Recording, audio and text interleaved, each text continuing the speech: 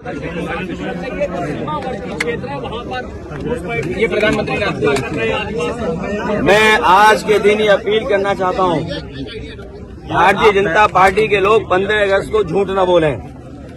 कम से कम राष्ट्रीय, जिस दिन पूरा देश 15 अगस्त खुशी के साथ मना रहा है, उस समय कोई भी राजनीति नहीं होनी चाहिए।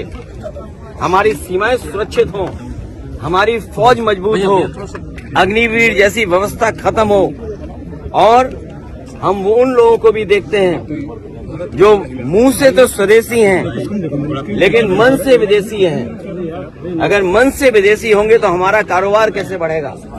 आज अमेरिका जैसा देश टैरिफ लगा करके हमारे तमाम उद्योगपतियों को संकट में खड़ा कर रहा है। भदोही जैसा जिला जो हजारों करोड़ का कारोबार करता था, आज उसका कारोबार कहाँ करे दे रहे हो भाई? रुक गया है।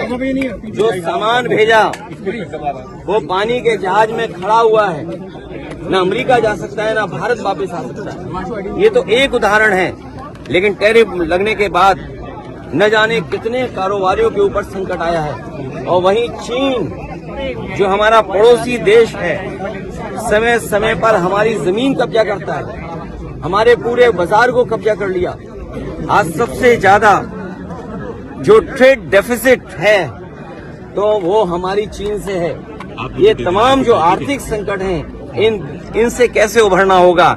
इसलिए अगर मुंह से स्वदेशी हैं तो मन से भी स्वदेशी होना पड़ेगा। और स्वदेशी के साथ साथ जिस तरह का मकर जाल है जीएसटी की वजह से, जिस तरीके से मकर जाल पैदा हुआ है और डराने वाला जो संस्थाएं बन गई हैं, ईडी, सीबीआई, इनकम टैक्स, उससे हमारा उद्योग कारोबार नहीं बढ़ेगा, हमारा उद्योग कारोबार और बंद होगा।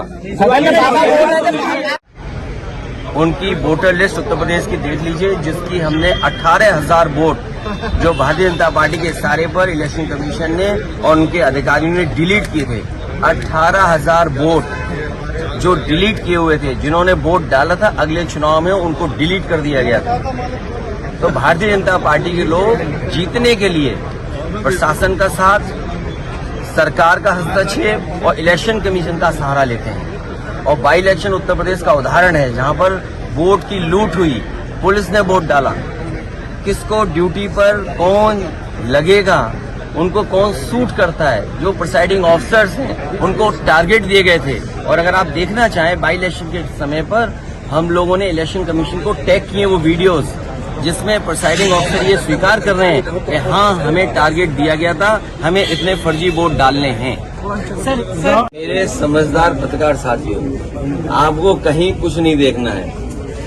किसी भी सोशल मीडिया पर आप जाएं, इंटरनेट पर जाएं, गूगल करें और केवल इलेक्शन टाइप कर दें, उत्तर प्रदेश बाई इलेक्शन। जिस समय आप उत्तर प्रदेश के बाई इलेक्शन के बारे में जानकारी हासिल करेंगे, आपको पूरे इलेक्शन कमीशन की पोल खुलती नजर आएगी। दूसरी बात, इलेक्शन कमीशन की जिम्मेदारी ये बनती है कि सभी वोटर बूथ तक जाएं और वोट डाल करके आएं। इस भारतीय जनता पार्टी की सरकार में हमें पहली बार देखने को मिल रहा है कि आपको वोट नहीं डालने दिया जाएगा।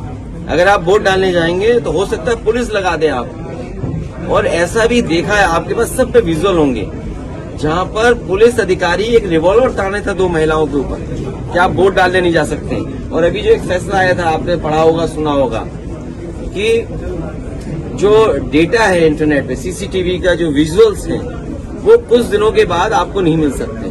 वो इसलिए नहीं मिल सकते हैं क्योंकि उत्तर प्रदेश के बाई इलेक्शन में पुलिस ने सादा वर्दी में, ये हमारे आपके जैसे कपड़े पहन करके वोट डाला था। तो सोचिए, इलेक्शन कमीशन के सामने सब विजुअल्स हैं, प्रिसाइडिंग ऑफिसर किस जाति का लगेगा वो उनके पास जानकारी है, किस तरीके से वोटर्स को रोका जा रहा है वो जानकारी है।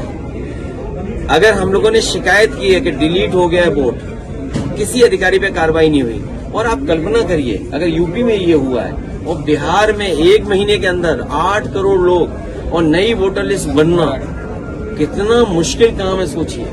इस मुश्किल काम को इसलिए कर रहे हैं, इस मुश्किल काम को या इस तरह की एक्सरसाइज इसलिए कर रहे हैं कि उन्हें हार का डर है।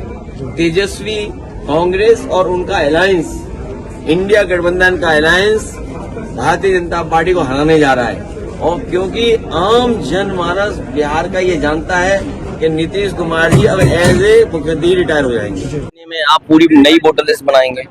और अगर हम पीछे मुड़ करके देखें, यूपी में बहुत करीब से देखा है इन्होंने। इलेक्शन कमीशन किसी भी अधिकारी को ट्रांसफर पोस्टिंग नहीं करता।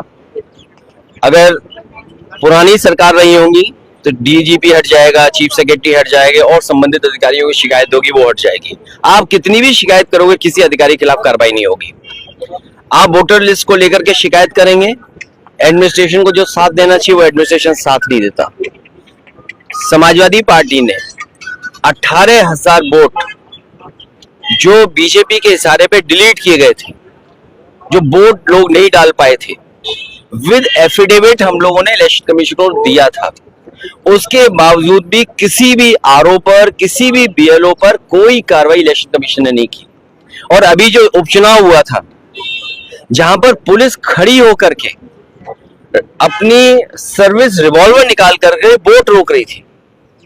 और मैं आपसे कहता हूं कुंदरकी का आप सीसीटीवी रिकॉर्डिंग निकाल के लाइए, आपको पुलिस मिलेगी जो पुलिस वोट डाल रही है। क्योंकि अयोध्या में ये लोग हारे थे तो मिल्कीपुर हराना जरूरी था। किस अधिकारी को प्रिसाइडिंग ऑफिसर बनाना है, प्रिसाइडिंग ऑफिसर को क्या टारगेट दिया गया था, और वो रिकॉर्डिंग है जो हम लोगों ने इलेक्शन कमीशन को दिया। कुंदरकी का चुनाव लूट लिया।